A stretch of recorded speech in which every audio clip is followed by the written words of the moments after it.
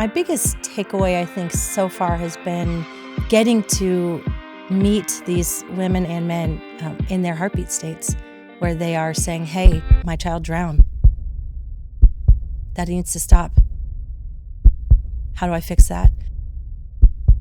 And starting a nonprofit. And you know what that looks like when the heartbeat is still right there at the front of it. I had really been struggling with trying to find a way to understand giving differently. I wondered how that could be done more sizably and kind of with the everyday woman. So I had mentioned this to a friend of mine. And then at a party she was hosting, she said, I think you need to start creating a vision with my friend Christina. I really wanted to create a place that was easy for women to show up in the community, to learn more about nonprofits, and to find ways to get involved. And then within weeks, Christina had visited a social group in Pinellas, and she's like, we don't have to reinvent the wheel. This is already something that's happening. We can just kind of make it ours.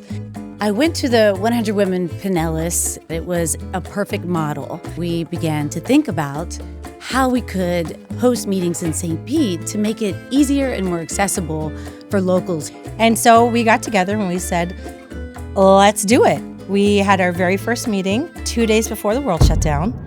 And I think there was a part of us that thought this was a one-time event. But we pivoted, and the community still wanted it.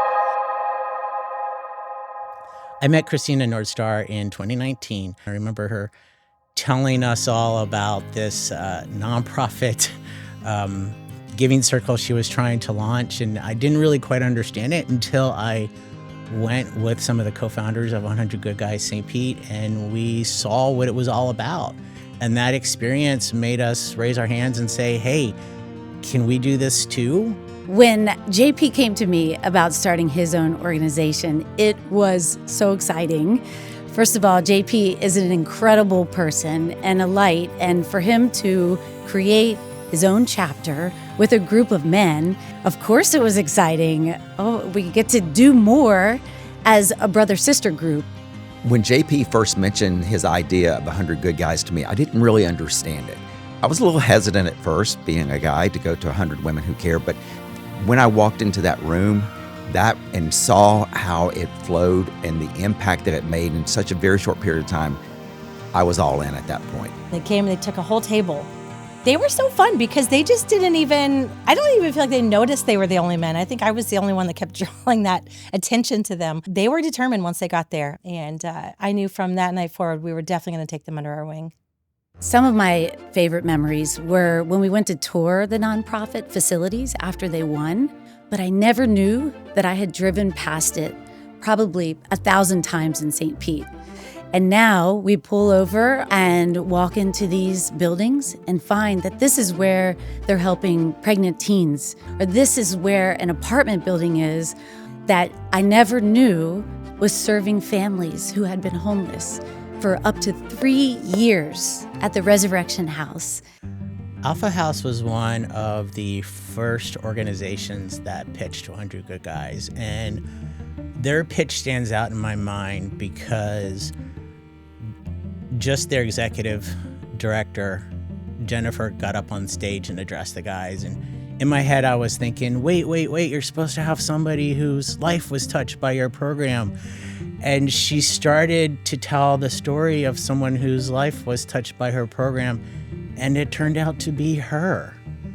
Having been in a position of needing to be helped by some of the organizations that we've had on the stage in my past, I know that the impacts of what we do in just the dollars that we give out actually give hope and can change a person's trajectory in their life.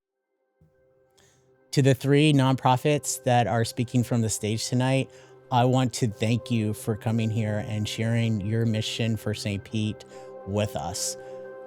What you are already doing in our community is making an impact, and we are so happy to be able to support you in doing more for our neighbors.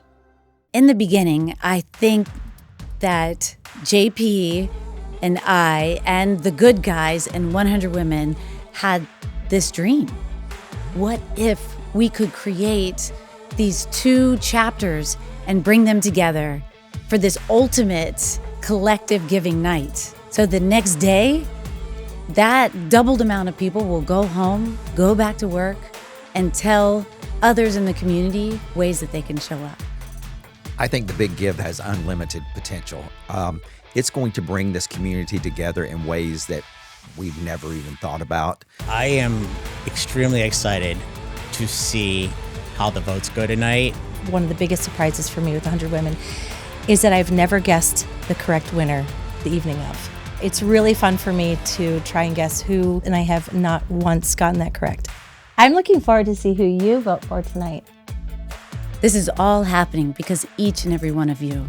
What's in the future?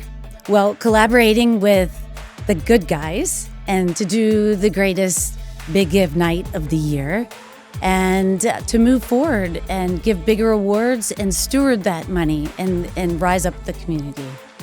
I hope that everyone tonight really can take in the moment and look around and see all our individual lights coming together and the magnificent impact that it will make. Because the kind mouse has changed my life. He is fully independent. Inspired me so much because without this, I don't know what I would be doing. Without this, I don't know. Nights like these are therapy. I feel my sorrows fading away.